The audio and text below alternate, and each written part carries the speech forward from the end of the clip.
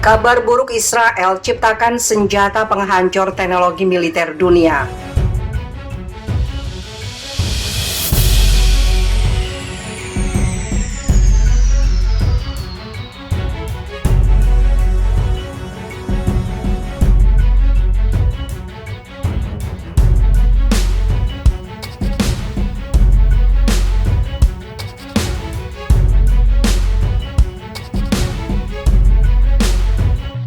Ada kabar terbaru bagi militer dunia. Israel baru saja berhasil menciptakan sebuah senjata berteknologi canggih terbaru yang belum dimiliki negara manapun di bumi.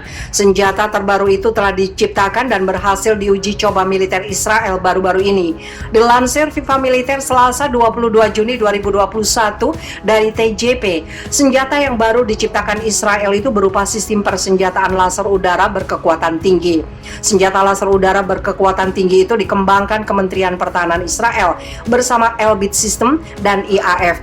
Ini adalah pertama kalinya di Israel, mungkin di dunia, hal ini dilakukan.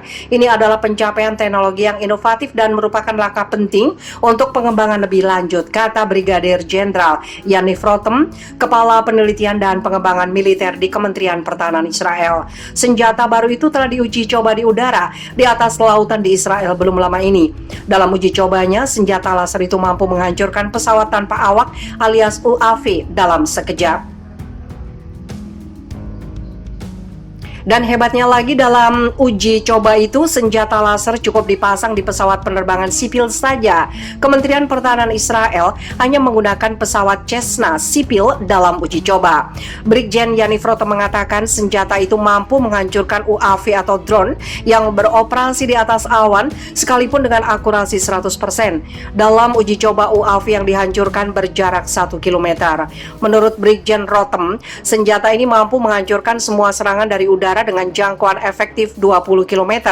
Tidak cuma UAV dan drone saja yang bisa dilumpuhkan, tapi juga roket dengan balon pembakar. Sementara itu, Menteri Pertahanan Benny Gantz mengatakan sistem senjata laser udara akan lebih meningkatkan efektivitas pertahanan udara Israel terhadap ancaman yang ada dan masa depan. Hal ini diharapkan untuk melengkapi susunan pertahanan udara multi-tier Israel yang meliputi Iron Dome, pencegat rudal, David Sling, dan Arrow.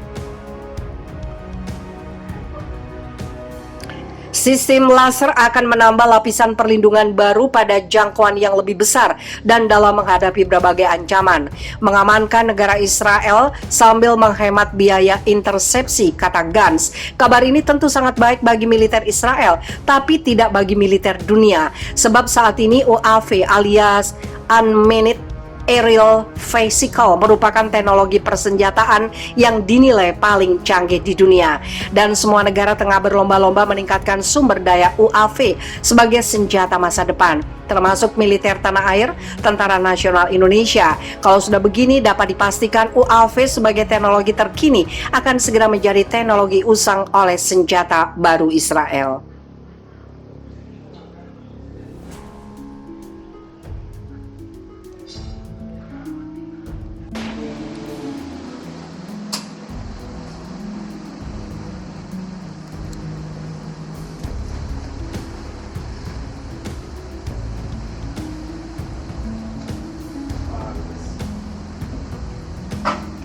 Tanda-tanda runtuhnya rezim Zionis Israel.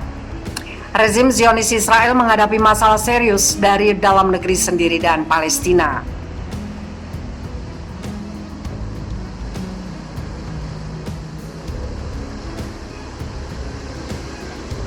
Bertepatan dengan kekejaman rezim Zionis Israel di Yerusalem, Palestina, diskriminasi rasial ekstremis Yahudi terhadap orang Arab Palestina di wilayah pendudukan Israel telah mengkonfirmasi adanya praktek apartheid.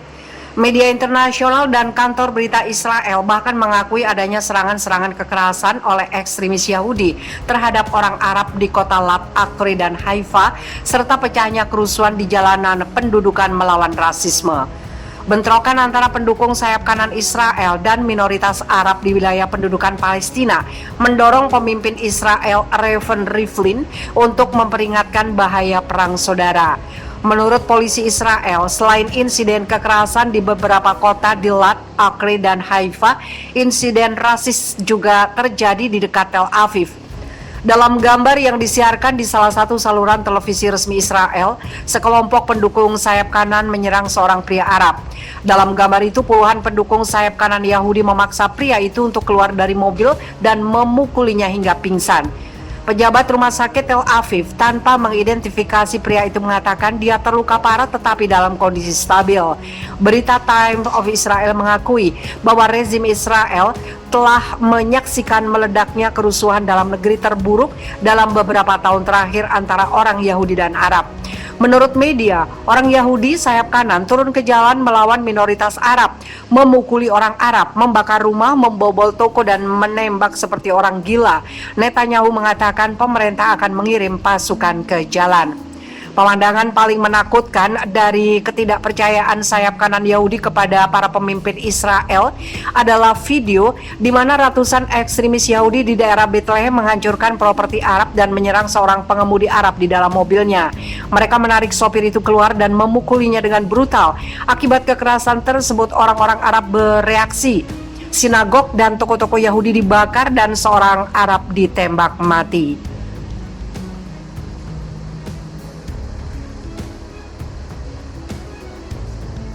Menurut laporan media, lebih dari 400 orang telah ditangkap sejauh ini dan keadaan darurat telah diumumkan di kota Lat, tempat tinggal orang Arab dan Yahudi. Tanpa mengutuk kekerasan ekstremis Yahudi, pejabat Israel meminta para pemimpin agama dan sosial Arab untuk bersuara dan mendesak orang Arab hidup berdampingan dengan Yahudi. Tentu saja, Israel mengakui standar hidup orang Arab yang tinggal di wilayah pendudukan belum mencapai tingkat orang Yahudi. Minoritas orang Arab Israel secara ras dan budaya adalah Palestina dan merupakan warga negara Israel.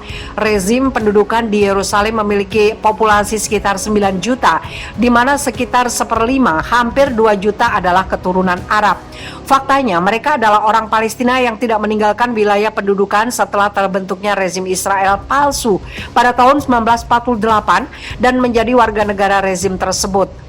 Populasi ini menyebut dirinya orang Israel Palestina atau hanya orang Palestina. Orang Arab Israel sebagian besar Muslim dan telah didiskriminasi selama beberapa dekade. Beberapa organisasi hak asasi manusia juga mengakui diskriminasi terhadap kelompok warga ini.